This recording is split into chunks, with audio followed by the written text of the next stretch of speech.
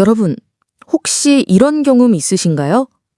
주식이 잘 올라가다가 이제는 안정되겠지? 싶은 순간 갑자기 폭락하는 일. 특히 9월, 유독 이상하게 미국 주식시장은 매번 크게 흔들렸습니다. 그래서 투자자들 사이에서는 이런 말까지 있습니다. 9월은 주식 투자다의 무덤이다.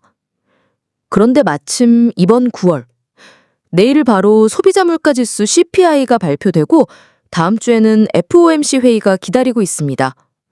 게다가 정치적인 압박과 연준 인사 이슈까지 겹쳤습니다.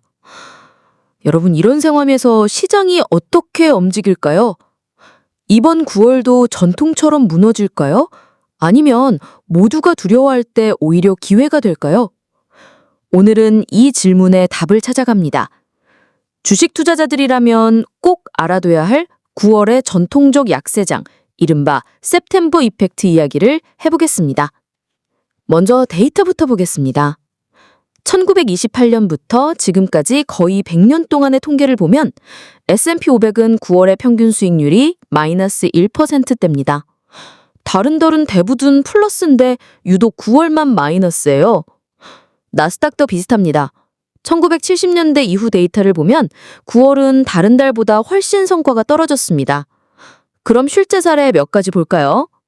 2001년 9월, 닷컴 버블 붕괴에 이어 9월 11일 테러까지 겹치면서 S&P 500과 나스닥은 단기간에 폭락했습니다. 2008년 9월, 리먼 브라더스 파산, 금융위기의 불씨가 터진 것도 9월이었습니다. S&P 500은 한 달 동안 마이너스 9% 이상 폭락했고 나스닥도 두 자릿수 하락을 기록했죠. 2020년 9월, 코로나 이후 반등하던 나스닥이 단 한 달 동안 거의 10%나 밀렸습니다.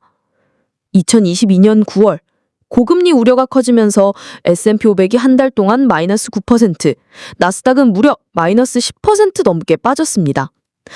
이처럼 9월은 단순히 통계상의 우연이 아니라 역사적 위기와 함께 자주 등장했습니다.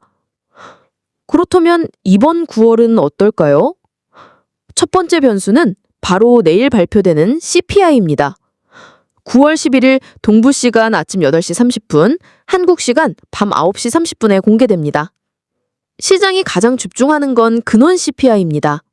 근원 CPI는 에너지와 식품을 뺀 물가인데 연준이 금리 결정을 할 때 가장 중요하게 보는 지표죠. 자, 여기서 두 가지 시나리오가 나옵니다. 근원 물가가 예상보다 낮게 나온다. 그러면 시장은 곧바로 금리 인하 빨라질 수 있다 라고 해석합니다. 그러면 나스닥 중심으로 반등, 성장주와 리츠, 배당주가 강세를 보일 수 있습니다. 근원 서비스 물가가 여전히 높게 나온다?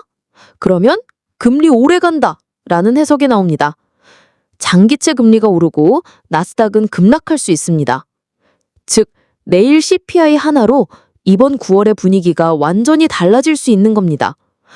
여러분, 만약 내일 CPI가 큰 서프라이즈를 낸다면 시장 반응은 어떻게 될까요? 이 질문을 꼭 기억하고 내일 결과를 지켜봐야 합니다. 두 번째 변수는 바로 다음 주 FOMC 회의입니다. 9월 16일과 17일, 이틀 동안 열리고 17일 새벽 파월 의장이 기자회견을 합니다. 이번 FOMC에서 가장 주목해야 하는 건 점도표입니다. 점도표는 연준 위원들이 앞으로 금리를 어떻게 예상하는지 찍어서 보여주는 건데 이 표 한 장이 시장을 요동치게 합니다. 만약 점도표가 비둘기파적이라서 내년과 내후년에 금리 인하가 빨리 일어날 수 있다는 신호를 주면 나스닥은 즉각 반응합니다. 테크 성장주가 크게 오를 수 있죠. 하지만 점도표가 매파적이라서 금리 인하가 늦어진다는 신호를 주면 S&P 500과 나스닥 모두 타격을 받을 수 있습니다. 여기서 중요한 건 최근 파월 의장의 발언이 미묘하게 변하고 있다는 점입니다. 노동시장이 둔화되고 있다는 점을 강조하면서 디스인플레이션, 즉 물가 둔화 가능성을 더 언급하고 있습니다. 이건 곧 금리 인하 쪽으로 살짝 기울 수 있다는 신호로 해석됩니다. 그런데 말입니다. 경제 변수만 있다면 해석이 단순할 텐데 이번에는 정치적인 요인이 끼어들었습니다. 백악관은 최근 노골적으로 연준을 향해 금리 인하를 더 빨리 하라고 압박을 이어가고 있습니다. 여러분도 아시죠? 연준은 인디펜던트하게 움직여야 하는 기관인데 선거를 앞둔 정치권에서는 경기 부양을 원하고 그게 곧 금리 인하 압박으로 이어집니다. 여기에 연준 이사 인사 문제가 겹쳤습니다. 스티븐 미란 후보가 상원 표결을 앞두고 있고 리사 쿠 기사 해임론라는 법원으로 넘어갔습니다. 이런 인사 이슈는 단순히 자리 싸움이 아닙니다. 점도표에서 매파가 더 많아질지 비둘기가 더 많아질지 그 방향을 결정할 수 있는 변수가 되거든요. 즉, 이번 FOMC는 단순히 경제만이 아니라 정치와 인사까지 얽힌 복잡한 회의가 될 겁니다. 자, 이제 이번 달 중요한 이벤트들을 달력 따라가듯이 하나씩 정리해 보겠습니다. 먼저 9월 11일 CPI 발표. 밤 9시 반에 한국 투자자라면 퇴근하고 저녁 먹을 시간쯤에 결과가 나옵니다. 이때는 증시 선물 시장이 즉각 반응하죠. 만약 물가가 예상보다 낮게 나오면 선물이 튀어오르고 반대로 높게 나오면 바로 미끄러지는 모습을 볼 수 있습니다. 그래서 이 시점은 단기 변동성이 가장 크게 터지는 순간이라고 할 수 있습니다. 그 다음은 9월 16일 화요일. 이날은 수입물가 지수가 나옵니다. 수입물가가 왜 중요하지? 하실 수 있는데 이 지표가 올라가면 앞으로 기업들의 원가 부담이 커질 수 있다는 신호입니다. 즉, 물가 압력이 다시 살아날 수 있다는 의미죠. 그래서 CPI 이후 숨고르기를 하는 장세에서 이 지표가 시장 분위기를 한 번 더 흔들 가능성이 있습니다. 그리고 드디어 9월 16일과 17일 FOMC 이틀 동안 열리고 17일 새벽에 파월 의장이 기자회견을 합니다. 시장은 이때 가장 긴장합니다. 왜냐하면 단순히 금리를 동결하느냐 인하하느냐가 아니라 점도표에서 내년과 내후년 금리 인하 경로를 어떻게 찍느냐, 이게 투자자들의 심리를 결정하기 때문입니다.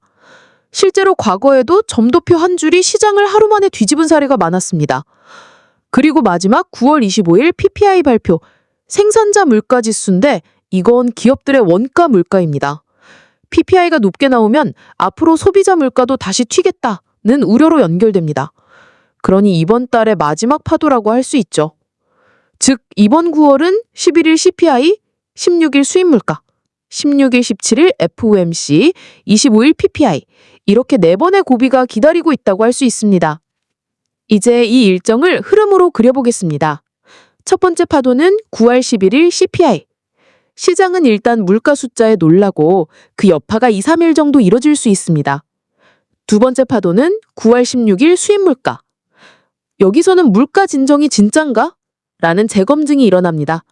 만약 CPI가 괜찮았는다, 수입물가가 갑자기 뛰면 투자자들은 다시 긴장하겠죠. 세 번째 파도는 9월 16일, 17일 FOMC. 이게 사실상 가장 큰 파도입니다.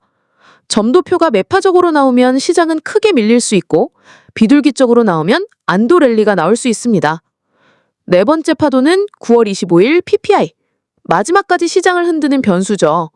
앞서의 흐름이 어떻든 이때 한 번 더 확인을 해야 합니다. 이렇게 이번 달은 작은 파도들이 몰려왔다가 가장 큰 파도인 FOMC가 지나간 뒤에 마지막 PPI로 마무리되는 흐름이라고 볼 수 있습니다. 자, 오늘 이야기 정리해보겠습니다. 첫째, 9월은 전통적으로 약세장이지만 매년 같은 건 아니다. 둘째, 이번 달은 4번의 이벤트가 시장을 시험할 것이다. 11일 CPI, 16일 수입물가, 16일, 17일 FOMC, 25일 PPI.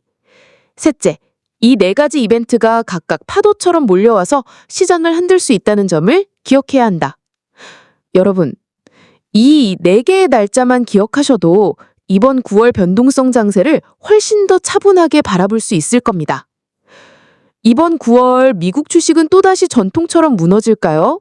아니면 모두가 두려워할 때 반등의 기회가 될까요? 여러분은 어떻게 생각하시나요? 여러분의 의견을 댓글로 남겨주세요. 감사합니다.